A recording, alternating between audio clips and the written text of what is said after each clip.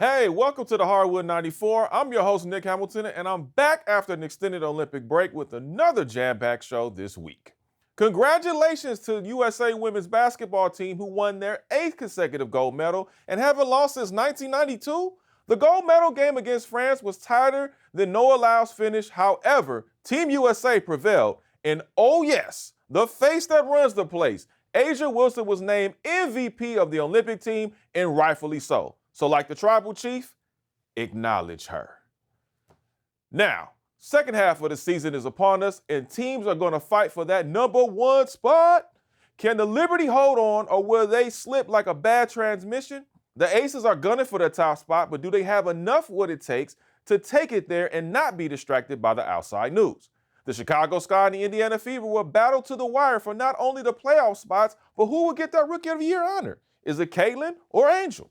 So many storylines, so much competition, it will definitely come down for some teams to the final week of the regular season. All right, y'all, coming up, I have a very special guest that will help break down some of these topics to kick off the second half of the season. Stay tuned. It's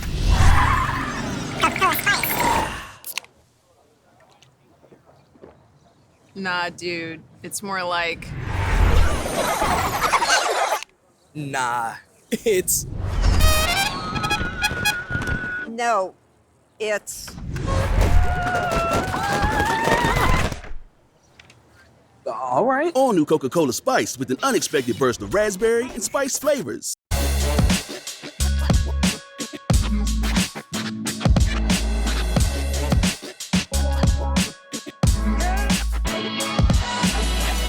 Very physical. I mean, it probably was gone both ways though.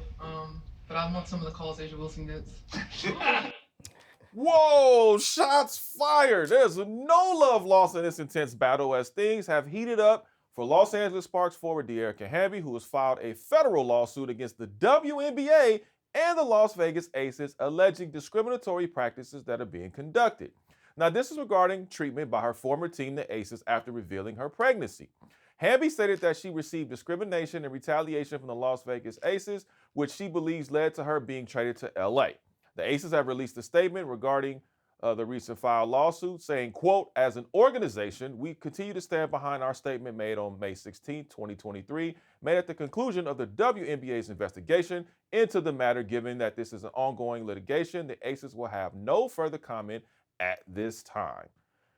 End quote. Now, according to Callie Lawson-Freeman of the Las Vegas Review-Journal, Hamby has also filed a complaint in 2023 with the EEOC and it was awarded a right to sue. Now, how does this all play out?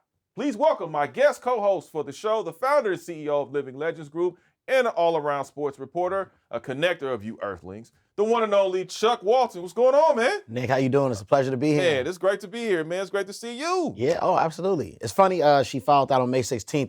That's my birthday, actually. I was just about to get to that. That's my birthday. I don't remember that day because, I was doing some birthday things, but I bet. This is breaking news. I mean, listen, she's alleging, obviously, she filed a lawsuit. Yes. The EEOC told her she had 90 days to file the suit, Yes. so she filed it this past Monday. Yes.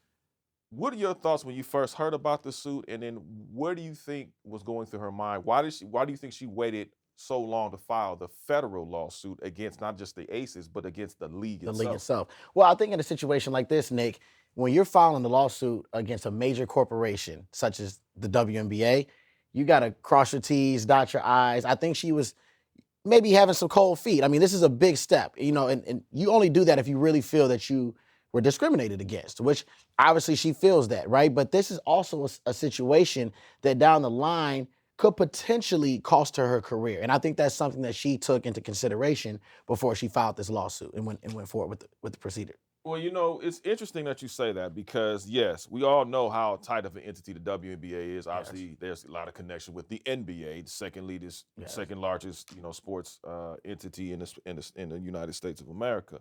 When I look at this lawsuit, when I first heard about it, I was like, okay, they penalized head coach Becky Hammond, suspended her for 2 games. They took away the Aces draft pick for the 2025 draft, and I was like, ooh, that's going to be tough because that's a pretty nice class. It was a loaded class. Yeah, it's going to be loaded. That's a pick you don't want to lose. No. So I'm like, okay, well, maybe that's it, right? But then Dearica goes on to say, hey, I don't believe the WNBA conducted a full internal investigation as far as interviewing all of the Aces players, going through the like you say, dotting your I's, crossing your T's. And so to me, there were phone records allegedly that she had with Becky Hammon, saying that Becky was asking about her pregnancy, why did she get pregnant, so forth and so on. And I'm reading some of the material and I'm just like appalled, because I'm like, wait a minute, you're a woman. We talk about protecting women. Yes. And you go and allegedly, now again, this is all alleged, Right. but you're asking her about her pregnancy. Why did she get pregnant rather? Then you say, well, we need more able bodies. And since Dearica is not going to be an able body, let's ship her on off. Right. Now, the interesting part about this, and there was some other parts of the phone call that would just like almost made my mouth drop.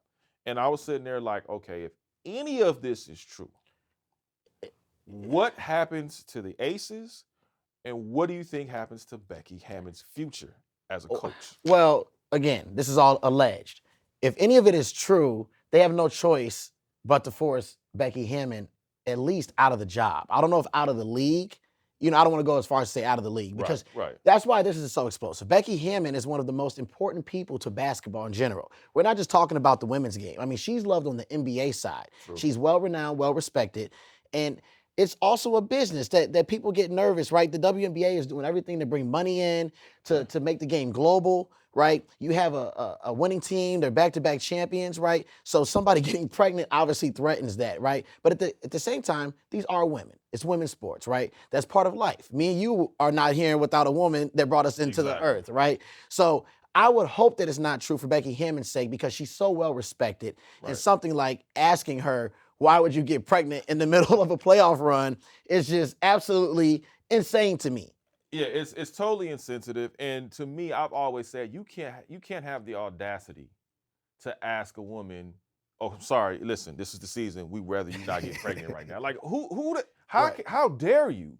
I mean, listen, a woman has a right. We're going through stuff in this country right now about a woman having a right with her body and having, the right to choose, the right to have abortions, the right to carry a child, what have you. We're already going through that. Yes. Now you have more allegations about, well, you're basically telling me that it's the wrong time for me to have a baby. And to me, that is completely insensitive. And not just that, it's immoral.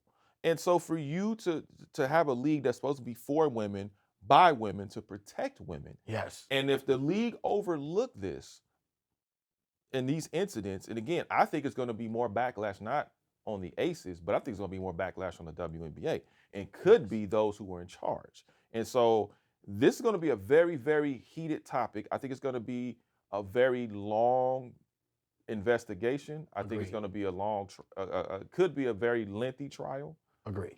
When it comes to just getting this out in the open, and then we got to go, because there's a lot of he say, she say, and a lot of people are already formulating opinions. And I even said this on Twitter. I said, look, we cannot rush to judgment until the truth of the matters are put before us and they are proven. It's not what you know, it's what you can prove. And a lot of people have already said, well, we think, Dearica Hamby, she's just mad because she got traded. And that could be. That could be the fact that she was comfortable in Las Vegas. I covered the Aces during that time. She was very comfortable as the sixth woman of the year. Yeah, she was very comfortable in that operation and in that organization. I mean, who wouldn't be? Right, especially, and they hadn't really won yet. Right.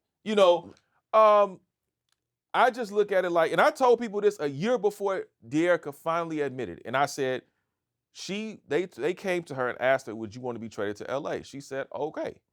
Now, everybody looked at me crazy when she finally came to the Sparks, and they were like, oh, wow. And then this past season, during this opening season, she finally admitted, like, yeah, they asked me would I go to LA, and I said, okay. I said that a year ago, but y'all don't listen to Uncle Nick, but it's cool. I get it. I just worry about, like we saw the clip, and she took that dig, that shot at her former teammate, the current best player, and the LeBron of the WNBA right now, right? The tribal chief. The tribal chief, right? The tribal Acknowledge chief. her. Shout out to Asia, the MVP of the Olympics. I think when you take a shot like that, that's where you get some of the pushback on Twitter, where people go, okay, is this about the baby, or is there some underlying tension that led up to this, and the trade now forced you to speak out about family business that was going on? Because we know these locker rooms get crazy. Yeah. We don't all like our coworkers. I like you. right? But we all don't like our coworkers, right? So I think, one, when you wait that long to file the official lawsuit, then you take public digs like that, people start to wonder, is this really about discrimination, or is this a personal matter that you guys are now, letting your emotions come out? And I'm not saying it's that, but that's the other side of it. And like you said, there are, there's three sides to the story, right? Your side, my side, and only the good Lord knows the final truth. Right. But I think this is going to be a drawn-out process, and it's a dicey situation for the league. And I expect the league to do everything in their power to do the right thing, because women's basketball is in the best spot that they've ever been. In fact, some people love the game more than the NBA right now, and this is the last thing that the league needs, a black eye like a situation like this. That's an interesting fact that you brought up about the other side of the coin, because I think that's a place that people don't like to go. That's a road people like to far less travel, but it's a reality. And nobody is accusing Dearica of making anything up. What we're simply saying is this, right? You have and it's competition. It's back and forth. It's competition. However, the remaining part of it is what happens next. What happens with Dearica? What happens with the WNBA? What happens with the Las Vegas Aces? Now, the Aces were already penalized, so do they invoke double jeopardy? Do they penalize them again, even though after they've already been penalized? Like you said, you think if Becky Hammon, if these charges are proven true against Becky Hammon, she loses her job, not just as a head coach, but as a GM as well? I mean, I think even deeper than that. I mean, I worry about how SMU got the death sentence in college football. I think about a Pete Rose situation. I mean, something like this, what we're talking about, goes so far outside of the realm of basketball. And like you said, women's rights has always been important, but right now it's more important than ever. It's election season. And again, the league has so many great things going for it, and Becky Hammon is a big part of that, right? But the last thing that you need is somebody who's one of your leaders involved in a scandal like that, basically telling somebody to not have a baby to win a playoff game. Right. And so I just think that that's something that the league would have to send a loud message. And so I wouldn't be surprised if something like that is on the table. That's interesting, because I look at it this way too. I look at what happened. You mentioned all those other scandals, but I also look at what happened with Michigan and Jim Harbaugh, obviously with the NCAA. And obviously Jim Harbaugh is pretty much scot-free because he's now with the Los Angeles Chargers. So it maybe blows back on Coach Moore and that whole program and that organization, but it's still a detriment because it's just the knowing that, hey, here's the punishment, here's the gavel, here's what's been handed down. But also look at this too. I think what could potentially happen is, I think they settle out of court. I think they cut Dearica a check. I think maybe there's another suspension involved, maybe a little higher up with the organization. But I also think that the WNBA can't afford for this to drag on and continue to be talked about, and they want to make it go away. And fast. It's unfortunate because I don't think it should be made to go away. I think this is a real topic that needs to be discussed and needs to be talked about so that other teams don't make the similar mistakes. If those mistakes are proven in that court, then other teams have no excuse moving forward to say, well, we didn't know. Well, we didn't know how to operate. Well, we didn't know this and we didn't know that. No, you have an example because here's the hammer has been knocked down on this particular organization, one of the 12 organizations in the WNBA. And like you mentioned, we mentioned about just Caitlin Clark, Angel Reese. We talk about the growth, the fandom. When I went to All-Star Weekend, man, I saw so many people. It looked amazing. It was the first time I've seen a complete wall-to-wall, from the window to the wall, sold out.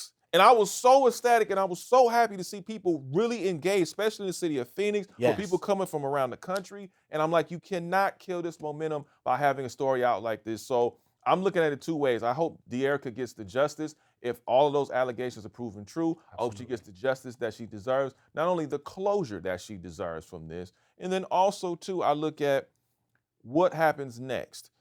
Like I said, I think it's more of a financial thing as far as maybe the league could look at it that particular way. I'll say this, though. I don't know. What's going to be interesting on this is how far she's willing to take this, and what will her peers in the league do if this continues to be a drawn-out thing, and then some of these things start to become true, right? Like, are there going to be allies? Are there going to be other faces of the league or teammates that come out and publicly support her? That's what I'm going to be watching for. All right, y'all. So now we go from the courtroom to the hardwood. And, of course, the New York Liberty are the number one team. They at the number one spot, as I mentioned earlier. This, to me, I've watched the New York Liberty. Obviously, that devastating heartbreak loss they suffered in the finals against the Las Vegas Aces, a team we just got through talking about, without the services of Chelsea Gray, who was unfortunately injured in that series. The Aces were on the road. They beat the Liberty at home. I mean, how do you bounce back from that? And I seriously scratched my head. I said, okay, how's this team going to bounce back from such a tough loss like that in your house? Yes. Back-to-back champions. Yeah. They just made history in your house. And that organization, they sharpen their tools. They got a great bench. Sandy Brondello is a phenomenal coach. You got Breanna Stewart, obviously, Jonquel Jones, Sabrina, Vandersloot. I mean, you got the whole bunch. I love Vandersloot, by the way. Listen, Vandersloot is a pure hooper. That's just a pure. Vandersloot, I think 40 years from now will be giving guys buckets. Vandersloot is a pure hooper. She is. And the thing about it, for them to be able to sustain that number one spot, because you have the Connecticut Sun, you got the Las Vegas Aces. So there's some teams in the mix that are gunning for that spot. But my question to you is, can they keep that spot for the remainder of the second half of the season? Absolutely. Really? I mean, what is there? I think they're 21-4. I mean, they are on fire. This is reminding me of the 96 Bulls team that came out hot. I knew he was going to bring a Chicago reference. I knew it. You know, I'm biased. Shout out to the hometown. I know. I get it. You just mentioned 5 incredible players. Mm-hmm. Their coach is coaching, okay? But it's Sabrina for me. What Sabrina is bringing to that team is just, you can't quantify that. And you mentioned, how do you bounce back from a loss like that in your home building? Well, you have champions on your team. They have championship mentality. So they have next play, next game, next year mentality. They're playing like that didn't even happen at all. They are the biggest threat to Las Vegas right now. But you also mentioned Chelsea Gray. Chelsea Gray was injured to begin the season. She's getting healthy. And records don't matter when the playoffs start. True. They are still the back-to-back defending champions. They're looking for the first three-peat since, the mid-'90s with the Comets. And I still lean towards Las Vegas being the favorite because they're battle-tested. Mm-hmm. They've been there twice. Why not do it a third time? Yeah. But also, the Liberty are playing with a chip on their shoulder because when you lose like that in that manner at home and you've got those dogs that you have on the team, oh, man, it's going to be hard to take them out. And they're playing with so much chemistry. That's the key. See, that's the key I was going for. Listen, I think Sabrina's the third best player on that team. Okay. Breanna Stewart, Jonquel Jones, then her. They tried to make Breanna the number one team. That wouldn't happen. She was the Paul Pierce of that situation, as I mentioned before they brought KG and Ray Allen into the mix. Yeah. And that's what happened. They brought the KG and the Ray Allen, and they now they're a contender. Right. And you got the seasoned vet of Vandersloot in that mix. But also, too, I look at chemistry. And this team has played together now for quite enough a period of time where they can say, okay, you know what? We are ready now. We're ready to take on, whether it's the Aces, whether it's the Connecticut Sun, or whomever. We are ready to take on those teams. The Lynx are a sleeper. The Lynx are a sleeper, too. But here's the thing. I don't know if they have enough. I agree. In the playoffs. I like their defense. I think Cheryl Reeves proved a lot of people wrong because the Lynx were given zero respect. Yes. Okay, and Cheryl Reeves put it together like socks and shoes. I mean, she was able to get in there. You got Courtney Williams, Nafisa Collier, who's a flat-out player. Yes. But I don't know if they have enough. Like you said, the Aces have been battle-tested. The Connecticut Sun have been right there. Stephanie White has done an incredible job getting that team focused, getting that team back together. Absolutely. But I have to say the New York Liberty's chemistry is what really stands out to me. I don't know if they're going to hold on to that number one spot. And the reason why I say that is, you look at the schedule, they got Connecticut, they still have the Aces to play. It gets rough in the second half. And it gets rough. Yeah. It gets rough. It gets rough with them Afro Puffs. And let me tell you, and I don't know if they're going to be able to do it. Now, even if they slide to the 2 seed, they still get a bye. So even if they're able to get one of those byes to get rest for whatever reason, because injuries could unfortunately pop up and you need that rest. But my thing is, even if they have the number one spot, I don't think that guarantees them the championship. I think when you look at Connecticut, I think people are sleeping on Connecticut. I think Alyssa Thomas is out for it. I think she's tired of being a bridesmaid and not being a bride when it comes to getting that championship ring. Listen, you have some incredible stars, Dejanay Carrington, who I got as one of my most improved players, along with Dearica Hamby. Yes. But I also look at DeWanna Bonner. Love DeWanna Bonner. Love DeWanna Bonner. Tell you, And buddy. DeWanna Bonner is on fire right now. Now, the thing about the bye, I think when you deal with a team like the Liberty, the bye doesn't mean anything to them because they have that chemistry, right? They were so close before. They've climbed the mountain. Now, do they need it, what they wanted? Absolutely, right? Do they need home court? I don't think so. I think they are so in sync with each other. I don't think it'll affect them. I think it comes down to basically the health of the team, okay? Mm-hmm. But, the Liberty remind me of the current world champs in the NBA, the Boston Celtics. Not the Ray Allen Boston Celtics, Okay, but all the right, Jason Tatum. all right, man. Tell me something now. Come on. The Derek Tell me White, something, the Chuck. Derek White Boston Celtics, right? You gonna put now? You just gonna say Derek White on this show? I mean, we got to give Derek some love. I mean, without him, they don't get the ring. The Derek White Boston Celtics. I'm a Bulls fan, so the Derek White Boston Celtics. The Liberty, just like the Celtics, right? For 4 or 5 years in a row, we saw them climb the mountain. They were right there, but they were young. But a lot of the main pieces stayed together in the sense of the chemistry, and they started to gel. And I think that's what you have with the Liberty. So, and I'll tell you this, I think that window is small when it comes to a championship. I think this is the year for the Liberty. But if it's not this year, I don't know if they get one in the next couple years. Because the league is changing. Some of these star players on these teams are going to start changing teams in the next couple of years, maybe next season. So are you calling the Las Vegas Aces the Denver Nuggets of the WNBA? You say they're going to fall off, man? I think the Aces, well, I don't know, because I think Vegas is such a hot spot that I think there you go. No, look, there you go. Look, I would say they'll fall off, but I think people want to go play for, Las Vegas. Like, people like being in Vegas. For now, yes. And also the fans in Las Vegas support the Aces almost more than any team in the league. I mean, they have just such a whole band behind them. So the Liberty, to me, I think are the favorite. But, man, you can never go against a 2-time champion that's going for a third. Listen. So I think at the end of the season, I think the Aces hoist the trophy, but the Liberty are right there. And I think this is their time. And if they don't strike now, I don't know when they'll strike again. I look at the Liberty. Yeah, I think this is their time. I think their window is going to close at least for a while. Exactly. Because I think Connecticut is going to come up. They're going to make some moves. I think the Aces, if they don't get it done, they'll make moves. The sleeper to me, though, in all of this, real quick, are the Phoenix Mercury. Okay. That's the sleeper to me. And the reason why I say that they're the sleeper, because think about this, man. We talk about nostalgia, right? We talk about momentum. We talk about all these fancy, smanchy words that we like to throw out there to make it sound so good. But Diana Taurasi could be her last year. And that's DG is back. That's the GOAT. We can never count Diana out. No. Ever. I don't care how old Diana is. If she's on any basketball court, they do have a chance, and you're absolutely right. They are the ultimate. The Lynx are my sleeper. Oh, okay. But I would not be shocked in the least to see Diana get them there and get that ring on her way out. I don't know if she gets the ring, though. I don't know if she gets the ring. I think she could be that team could be that team to get to the finals, possibly. Do you think this is her final season? I think so. So.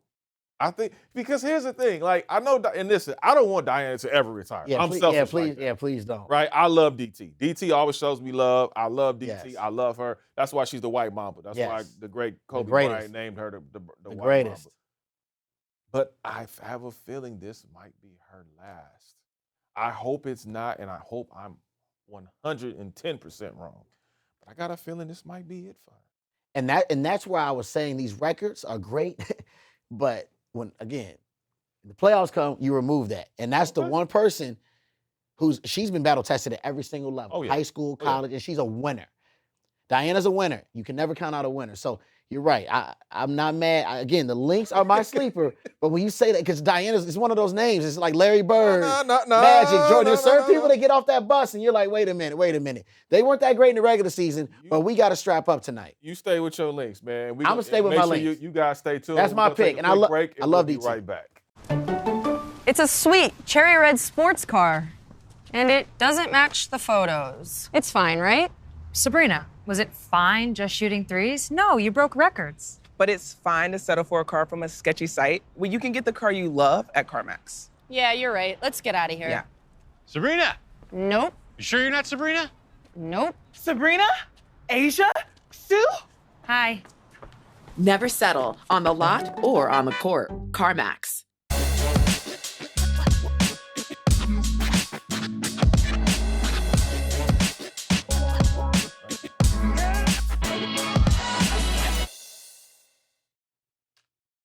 Welcome back to the Hardwood 94. Nick Hamilton alongside my guy, Chuck Walton. And of course, we're talking all things WNBA, especially as we head into the second half of the season.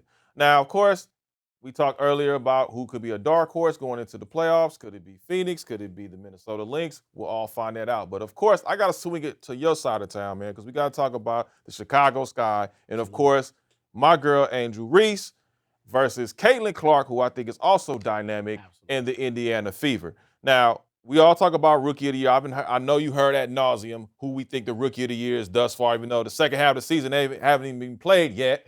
Hello, people. Give the second half a chance first. Let's see what's going to happen first. Jesus Christ. So what I'm saying is this, right? Caitlin Clark, who's had a good first half, but you saw the areas where she was spent. You saw the areas of fatigue. And I think the same thing happened with Angel. In any rookie, you're going to hit that wall at some point because they've been playing consecutive basketball since their college days. Maybe a couple of weeks off here, but that was it. They right into training camp, going right into pre and regular season. From your estimation, what have you seen out of Caitlin Clark that's impressed you? And then what have you seen out of Angel Reese that's impressed you so far in the first half? I'll start with Caitlin Clark. Phenomenal. Okay, they are both phenomenal. Like, this is really that Magic and Larry moment for the WNBA, and I love them both. And let's stop pitting them against each other. I love the rivalry energy, right? But I think it's getting to like a beef level that they're trying to make it. Like, these two women are incredible. Like, we can celebrate two GOATs, right? Like, you can still choose sides, but we can celebrate two GOATs. This is what I like about Caitlin Clark, her demeanor. She never lets you know if she's up or down. She's always even keel. And she's dealing with a lot. I mean, every game she's getting scrutinized, right? There's games where her shooting percentage is terrible. There's games where the turnovers are going crazy. There's games where I think she's a little timid even going into the paint because they've been busting her up a little bit. But then she bounces back with the first ever triple-double from a WNBA rookie, things like that. You know, I think she's a winner. She's the ultimate competitor. And she's doing so much for the city of Indiana and for that team with all of the weight of the world on her shoulders. And like I said, every night she's bringing her A game. Every night she's bringing 1,000% no matter the outcome, right? Now, I think Indiana is in a better spot than Chicago as a team right now. Why so? Well, I mean, look, they got back-to-back #1 picks, right? It just is what it is. You're the top dog for a reason, okay? Having two people like that, now, both teams have a losing record, right? But still are positioning for the playoffs. But again, I think that Caitlin just, I won't say she does more for her team, but she's a point guard. So I'm not saying she's the better player, right? But she's just more involved in, she's initiating the offense, right? They're running everything through her.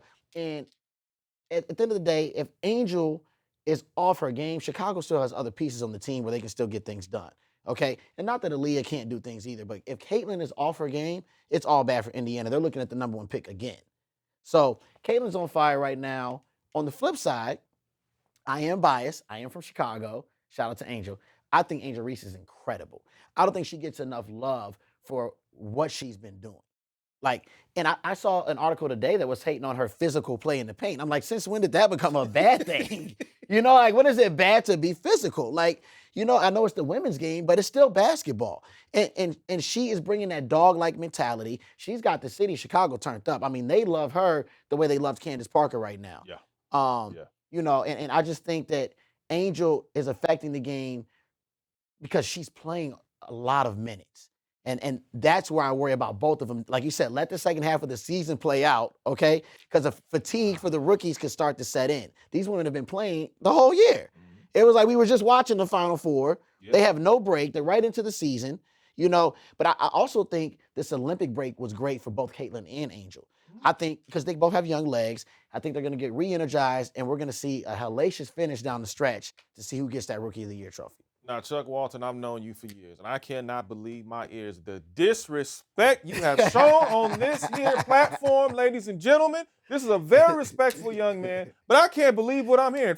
Let's talk about it. First of all, Caitlin Clark, can't disagree with you about her style, her finesse, the way she likes. I mean, I believe she may see the court geometrically at times, right? The way she likes it, because I've seen her throw passes, and her teammates sometimes aren't ready for those passes. Yeah. And she's already on go mode. The moment she gets the ball from inbounds and she drives it down the court. Yes. The other part I will say is The reason why they've been so successful is because they play inside out, meaning you got to get the ball into the paint with Aaliyah Boston. Yes. If Aaliyah Boston is not on her game, the team will fall, no matter what Caitlin's done, because we've seen Caitlin not have a great game because why? Aaliyah Boston ain't getting the ball and she's not facilitating in that paint. That's what I said. When they were going that 0-6 streak, I said Christy Sides needs to go inside out, kind of like what we saw with Kobe and Shaq in those years with Phil Jackson. You got to go inside because there's no presence. When Aaliyah Boston is focused and pounding that paint, ain't nobody getting in there. She is dominant when it comes to being in that paint, being able to facilitate. Even if she can't get the shot, she knows who to kick it out to. So are you saying that Aaliyah Boston is more important to the team than Caitlin? I'm saying she's just as important. No, but are you saying who is more important? I'm saying depending on the defender, I'm going to say Aaliyah. Depending on the defender, I'm going to say Caitlin. But here's the thing. If you keep running, strictly just keep running the same offense through Caitlin and you don't switch it up, that's why you lose. And that's why they were going through that miserable losing streak. Yeah, that streak was terrible. So what I'm saying is you got to include Aaliyah Boston in the disrespect that not just from you, because that's what you said. But I'm saying the entire. I like Aaliyah. But I know you do. But you didn't give her props. Aaliyah, I'm giving you your props. I just think that like superstar players show up in the superstar. Not that Aaliyah's not. See, I just think I think that the captain of that team is Caitlin Clark, and when it gets thick down this playoff race, they're gonna have to heavily rely on her in order to get to their ultimate goal. And obviously, everybody's goal is to win a championship, but I think for Indiana, just getting into the playoffs and also competing in the playoffs is a major win for them. I'm going to say both have to be. They have to be dependent on both because both have to bring their A games because they're going to get thrown everything from the piano to the kitchen sink. When you talk about Chicago Sky and you talk about Angel Reese and the 16 double-doubles, a record for a rookie. Unbelievable. And she's gotten better every single game. There was criticism. This girl has been criticized beyond belief. She went over to the Met Gala. Then she came back to the pregame and scored and played well in the pregame. Then they talked about, oh, well, she's too this, she's too open, she's too this, she's too that. Well, she needs to get a shot. She's a rookie. Right. Where was all this criticism? All I hear was Caitlin Clark, please, sir. Yeah. Please help me, sir. Well, for Angel Reese, get up. What's wrong with you? It's like, wait a minute. You can't have disdain for one and love for the other. Like you said, I think there can be a respect for both. But listen, I'm here for the rivalry. I'm here for the beef. Oh, no. I am here for it. Hey, look, I'm here for it, too. I love it. And obviously, if I have to, and I love Caitlin, if I have to choose, I'm going with the home team. I'm rocking with the Sky and Angel Reese all day, every day. What determines, you talked about the both teams have losing records currently, right? Yes. If Indiana finishes ahead of Chicago, does that influence your decision on Rookie of the Year? No. Okay. Not at all. Because it's two separate teams, right? And again, you got two number one picks on Indiana, right? At the end of the day, no matter how bad the team is, right? If you got John Elway and Randy Moss, you still got John Elway and Randy Moss, right? It has nothing to do with what T.O. is doing on a bad team on the other side. Right, you know what I'm saying? So, no, I don't think the record. And also, these two teams battled early in the season. I mean, a couple of the games came down to like a 1 point difference. It literally could have been a free throw here or there that makes the outcome. So, no, I don't think the record should have any bearing on it. I think it's about the style of play and how they play down the road. Right? Like if Indiana wins 4 games in a row here and they end up with a better record, but the Sky, they go 2-2, 2-2, 2-2, but they end up close or near that record, and Angel's putting up massive numbers, you got to give Angel the Rookie of the Year. Yeah, see, that I never fell into that philosophy of, whatever team is finishing ahead gets the rookie. No, not necessarily so. I don't believe in that. I got a question for you, and I thought about this on the drive over here, and we all hate. You know, my daughter just started school. Yeah, that's right. I was telling her the other day, I said, Gia, Daddy's not giving any participation trophies. All right, we come in first, okay? Right, exactly. But if you try hard and you lose, then, we'll accept that. Yeah. Are you opposed to them getting co-Rookie of the Year? I know you like the bump in the competition. I do, too. I just want to put that out there. So Would that be bad for the league? So we're going to go Aaron McNair, Peyton Manning It's year? like a tie, what they say, like kissing your sister or something. Is that what we're doing, the Aaron McNair, Peyton Manning year? Is that what we're doing with the coach? Yeah, I mean. You know what? I wouldn't even be mad at that, though. Because if they're both battling and they're both putting up respectable numbers. And it's close. And they're it's tighter than the Beyonce jumpsuit. I mean, listen, I'm not mad at that because I think it'll be great for the league overall. That's what I'm looking at. But people don't want that. They want a clear cut. Who is it? Because folks going to be mad. Even if it's co-MVP, there are going to be folks that are going to be mad and say they just did it because of this or they did it because of that. Nick, you know it won't be clear cut regardless because there still is a political angle to this. Of course it is. Right? You mentioned Kobe and Shaq earlier, and God rest Kobe. Man, we miss Bean. We miss you and Gigi dearly. Absolutely. We all know Bean should have had another MVP in that. Of course he right? should. Even Larry Bird said that. And so that's a Celtic. And as a Bull, I think Karl Malone stole Michael's MVP back in '97, but that's just my opinion. Okay, you know, Karl had a great season, but Mike, and that's another thing that I hate with these MVP awards. Like, just let the whole season play out completely. Well, and also too, it's a likability factor, right? And if they don't like you, even though you deserved it, and they don't like Angel, I think they definitely don't like Angel, but I think there's some are starting to come around because you've got to respect the play on the court. If we're talking strictly about play on the court, if we're talking strictly about how she conducts herself, because you got Camila Cardoso, you got Kennedy Carter, you got a lot. I mean, they just got rid of Mabley. They just traded her. So I mean, when you look at this nucleus of a team, and they're actually and Angel it always includes her teammates, whether she goes out, whether she's gonna see Meg Thee Stallion or whoever, she's including her teammates, but she's got a great coach in Teresa Weatherspoon as well. Absolutely. And I think Angel fell into the right spot and the right hands with the Chicago Sky and right Teresa city. Weatherspoon. In the right city. Yeah, absolutely. I see. You know you don't put a Chicago reference in.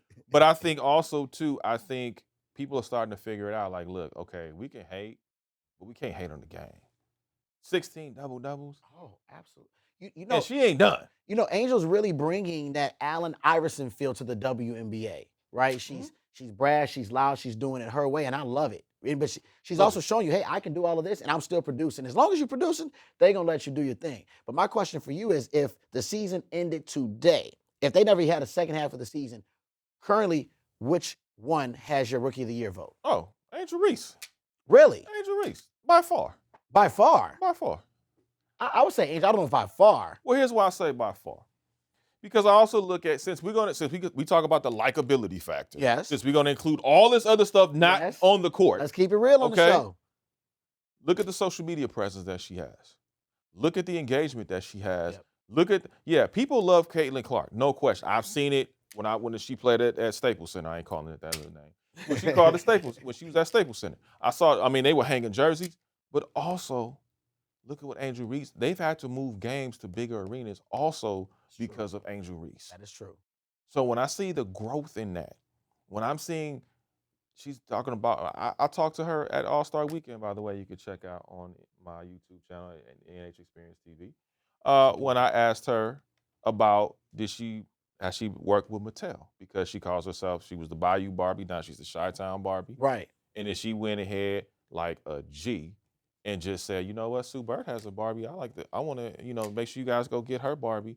And I'm like, yeah, Mattel is on it. Yeah. Because if Mattel didn't hit you with a cease and desist, you working. Right. And so when she drops that Chi-Town Barbie doll, that Angel Reese doll, you know what it is. Angel, send some for my daughter. I need those. I need one house. too. I'm a collector's item. That's the Christmas gift. Yeah, exactly. Speaking of which, so who you got for Rookie of the Year? I would say Angel right now, but by a hair. I think it's much closer than you alluded to. But I would give it to Angel because also I just feel like the expectations. I think she's exceeded what the expectations were for her. Right. I think Caitlin, in terms of the expectations, is about where you expect it. Right. Mm-hmm. Like if you were off the face of the earth the last couple months and you saw her in college at the end and they told you how she's doing, you'll go, oh, that's probably what you expected from Caitlin Clark. Yeah. I think Angel is outperforming what people thought she would do. She's reignited the energy in the city of Chicago. Her and Camilla are the Twin Towers. They're killing it. So if I had to vote today, and again, factoring in, this is a political play because it's very important what happens this year for the league's growth. I would lean, when you add the social stuff that you mentioned, I would lean Angel, but by a hair. Okay. And Caitlin could catch her as early as next week. Caitlin is a boss, so I'm not Super surprised. Boss. I'm not surprised at her play. I hope both of these young ladies continue to do well. Now, we talk about the expansion of the WNBA. Now, we know the Golden State Valkyries are coming into play next season. Season after that, the Toronto team is coming. First of all, I'm totally excited about Golden State. Yes. The ownership of the Golden State Warriors getting involved and having them play at Chase Center, which is great. Big time arena, get the fans. I mean, and the Bay has been supporting. I mean, you've seen Guapale, you've seen E40, you've seen Too Short, you've seen a lot of people really rock Mr. Fab. You've seen a lot of people really rock the Valkyries gear, T-shirts, hats, what have you. What is it about expansion now? And you mentioned earlier about just this is the perfect time for the WNBA in its growth. Obviously, we know about the media rights deal that's on the horizon as well. Which is huge. You look at Toronto, you look at Golden State Valkyries. If I got a player come out of college and I need a player that's going to be a face of my franchise, if I'm going to build around a player coming out of college, who's it going to be for you? Paige. Oh, man. Paige. I love Juju as well. I mean, but Juju's got more time. Yeah, she got a little more time. But I mean, Paige is incredible. I mean, I've heard, her peers at the college level. I've heard coaches and the pros and the college levels. I mean, if you have conversations with some of them, they believe that Paige is a potential GOAT. I mean, some people are saying she's the best they've ever seen touch a basketball. Buddy, let me tell you. I love Juju. I love Juju. Yeah. I'm just saying, I think, again, right now, just because Paige has a couple years on Juju. Right. But if they were same age, same class, I would probably go Juju. What I saw at the All-Star game in Phoenix with Paige Beckers, first of all, the gear is on point. Oh. Shout out to the person that does the swag is crazy. On 1,000. But the girls that were screaming her name as she just walked to her seat. I'm like, this girl ain't played a lick in the W yet. Yeah. And she is getting all this notoriety. She's waving at people that are like trying to snap quick pictures. I see people trying to be slick and trying to do a video. Look, it's Paige. Look, Paige is here. I was hanging with Paige last night. Look. You know 90 foot distance shot. You know what I mean? So, yeah. I mean, just the hoopla and her anticipation. And she still got a whole year of college ball at UConn left that she could also take UConn to the Final Four this year if she stays healthy, which I'm hoping she does. Which I expect. And Gino, I know Gino's going to do everything in his power to get that done as well. I agree with you. I do like Paige Beckers in Golden State. I think Golden State with Paige Beckers, I think, first of all, her IQ is off the charts. Yes. The handle is crazy. Oh, it's ridiculous. The mid-range is elite. Yes. And the mentality. Oh my God. She's the definition of a winner. She is a winner. She has the attitude of a Diana Taurasi. Yes, she does.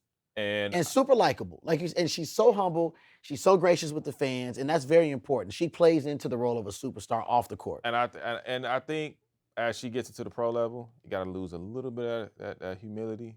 Because you a star. Oh. You got to walk like, and she does. Don't get me wrong. But I'm saying when you get to that next level, it's like, I'm her. Hey, baby. I'm her. Her has arrived. Number one spot. Going up to that stage, strutting. I mean, I think that's what you have to do. But what other city would you like to see the WNBA expand into? Oh man, Miami. Ooh. I would like to see a WNBA team in Miami. Again? The Miami Hotties. Is that a safe name? I'm like the Miami. They got the Miami Heat for the guys. The Miami Hotties. I'm gonna leave that alone. Yeah, I ain't coming up with no name. Or maybe we'll change the name. But I want to see. Don't quote me on the name. I want to see a team in Miami. I mean, can you imagine that? In fact, I think a WNBA team in Miami would be just as hot as a team in Golden State. I think it would be a main attraction. Obviously, the weather's great. It gives people an excuse. Why not put an all-star game right there the first year that they built, let them play in the stadium or if they build a stadium or whatnot. But I want to see Miami with the WNBA team. Chuck doesn't want any excuse to go to South Beach. I mean, imagine DJ Khaled doing the intro for the WNBA team in Miami. We the best. That'd be huge. The Miami Hotties. I got one. Here you go, see. I'm gonna do you one better. I'm gonna say bring back the Houston Comets. There's a lot of history there. There's a lot of prestige there with Houston.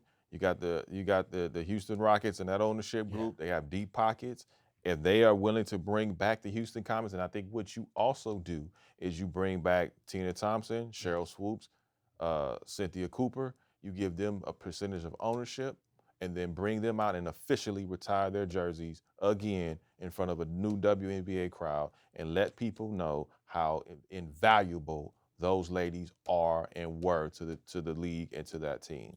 That's what I would love to see. H-Town got to get a team back. I love that. I mean, they won the first 4 WNBA titles. I mean, it's smoked people. All I remember growing up was them winning. Until Lisa Leslie came in, yeah. it's like, nah. I'm not mad at that. I mean, I hate seeing teams, certain cities lose their teams. You know, as a guy, you know, that spent a lot of time in Oakland growing up, that used to work with the Warriors. It hurts my heart looking at Oakland lose their teams. And so even though the Valkyries will be playing in San Francisco, it's still cool to have them in the Bay. Just another team that people can get behind and root for. Right. Houston definitely needs to bring the Comets back regardless. I mean, why not bring the team to Miami and bring the Houston Comets back? That could be. You know, and I think where the league is going, I can see a year where expansion is like maybe 4 teams at once because they're growing fast. The money is starting to come in. But I do love that. I think a way to honor those legends that you mentioned. I mean, why not bring them back the year that Juju enters the draft, give them the draft pick, and let Juju go play for the renovated Houston Comets? Very interesting, my friend. And give me a role as a GM or something like that for just coming up with this idea. It's never a dull moment with this guy right here. Never a dull moment. Can I get a piece? Can the drummer get some? Hey, I'll be down there. I'll be the media partner. You know, and we all love a good Houston trip. You know, so nothing wrong with H-Town. Yeah, nothing wrong. Houston or Miami, I'm good. I'm good with either one. Hey, I'm good with either one. I'm good with either one. And I'll tell you another city I think they could expand to eventually, but I don't think they should expand too fast. 'Cause I think that's what hurt them the first time they did that. But I'd love to see Nashville get a team. I would too. Nashville is a growing metropolis. Oh, Music City. Yeah. Yeah. Oh, Nashville would be great, and I think the people in Nashville would support that. I think those games would be raucous. The crowd would really eerily, you know, resemble like the crazies down at Duke. I could see the Nashville people going crazy for a WNBA team. Hey man, listen, I don't know, but I tell you what, it's going to be a fun ride for the next 5 to 10 years, especially with that new money that's coming into the W. I hope to get a piece of that money, but you know, we'll talk about that later. Don't worry about that. Thank you so much. I'd like to thank my special guest co-host, Chuck Walton. Thank you so much for coming, man. Appreciate you as always. Thanks for having me, Nick. Love the show. Hey, man, thank you for coming on. And also, just to let everybody know, according to the reports, the 2025 WNBA All-Star Game has been reported to be in Indianapolis. Now, listen, I was just in Indy for the Big Ten Championship. It's a lovely town. Listen, I love the town. I got some good sleep in that town, too. Oh, yeah.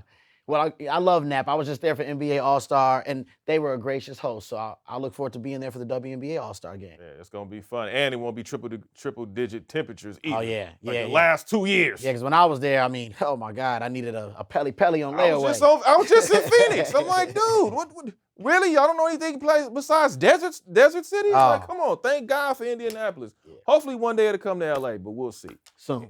Anyway, thank you all so much for tuning in. Make sure you guys follow this gentleman on all social media platforms. Also, make sure you follow the Hardwood 94 on X and Instagram. Make sure you follow me on Twitter, or X as now it's called, at Nick Hamilton 213, as well as on Instagram at Nick Hamilton LA. Thank y'all so much. That is our show. The game is over. Until next time, take care.